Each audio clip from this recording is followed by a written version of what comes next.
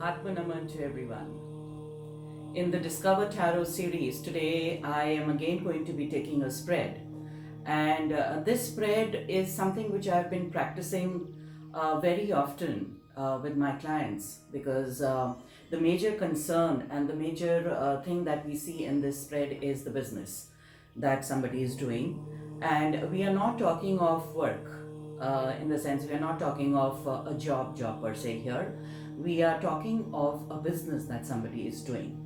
So how to scan that particular business is what we are, is what I do in this particular spread. Now, it is a 10 card spread, so therefore it takes quite a bit of time when explained in detail. But over here, I'm just going to be giving you a brief of this particular spread. So the first goes as my inspiration. Yeah.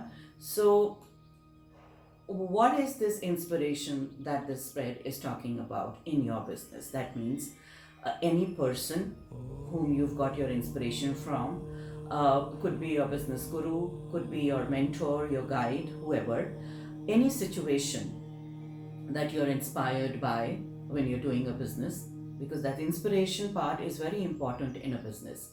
Second, maybe a situation that has inspired you. Maybe you've seen something and experienced it, and again, that becomes your inspiration. It could also be a story that has inspired you. It could be a book that has inspired you. So you need to figure out what has been your inspiration and how it has inspired you in what particular way. So that is the first part, number one aspect of this particular spread. Second is the emotional goals, right? So what are the emotional goals? That means what is it that's going to fulfill you emotionally? What is it that's going to fulfill your emotional voids, in case you have any, with this particular business that you are going to do? Is it going to, is it your passion that you've converted into your business? You always wanted to do this, and then yes, you're doing it now. So what is it that you have kept for yourself as your emotional goal while doing this business? The third aspect of this is your practical goals. Now, practical goals mean that how this business is going to be productive for you, how this business is going to make your life better, and how it would give you a value add in your life. Yeah, we all look for finances, so obviously you would want that this business is giving you enough finances and a stability, but at the same time it also works as you need to also practically figure out that what it is kind of practically giving you, so that becomes your practical goal. Then the fourth one is, what will my routine look like? Now this is a bit interesting because what is your routine going to be like? Are you going to be busy? Are you going to be too busy? Or are you going to be comfortable? Which means that this is important here. Why? Because when people are associated with you, they get affected. Secondly, your physical routine and your diet routine also gets affected. So your routine needs to be in balance, so that you are able to give equal time to the equal parts in your life. So that's how we also figure out that what is going to be the routine in this business, and that's going to look like. Now the next comes is the strength that needs to be used in this business. Yeah, the strength that needs to be used in this particular business. Now this is which part of you that you need to utilize.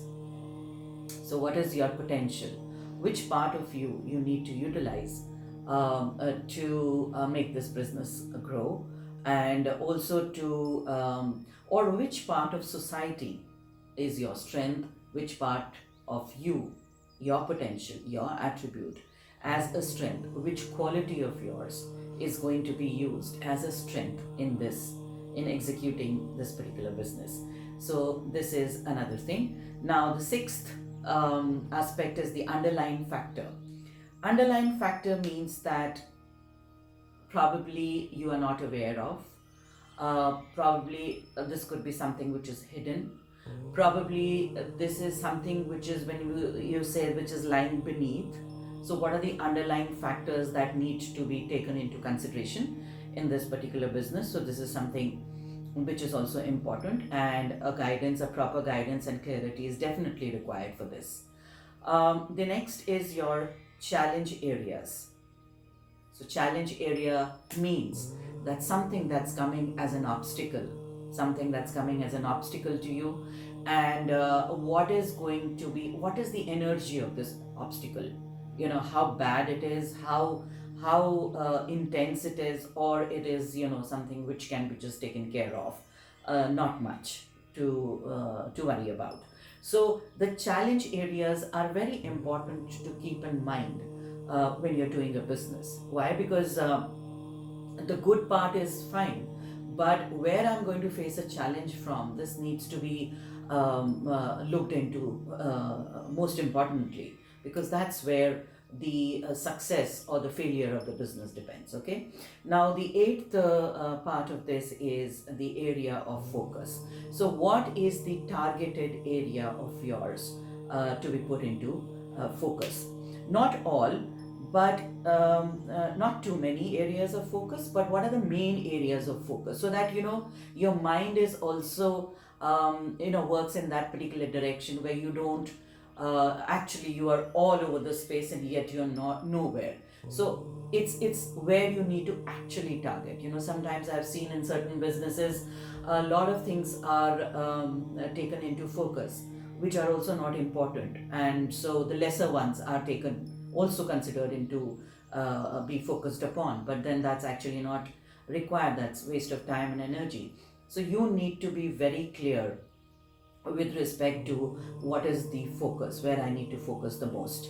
Now whatever I have spoken about till now, these are the 8 aspects. These are very important for keeping in mind for a business to grow, and for a business to be successful, or to, even if somebody is starting a business, or you have already an established business but it's actually not doing well, so you can take a review, or you can take a recap of how this is like, right? So the ninth is the graph of gain. Now the graph of gain obviously would depend that you're evaluating the success.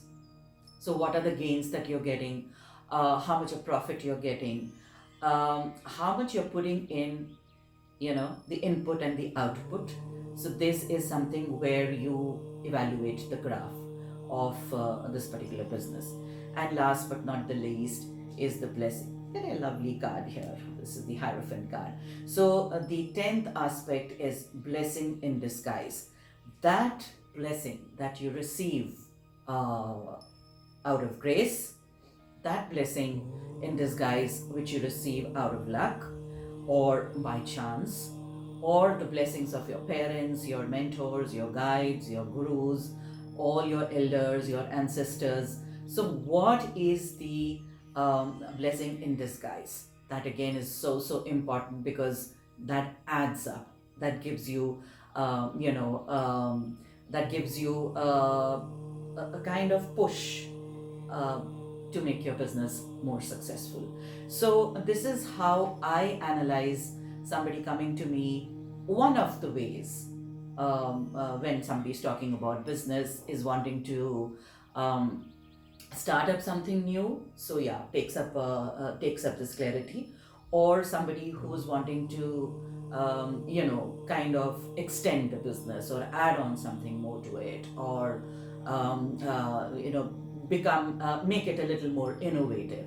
So this is what is I take the analysis and I give the clarity, and I'm sure this I have seen this, it works beautifully well, and people really feel benefited out of the whole thing. Wish you all good luck, good life, and loads of love. Thank you.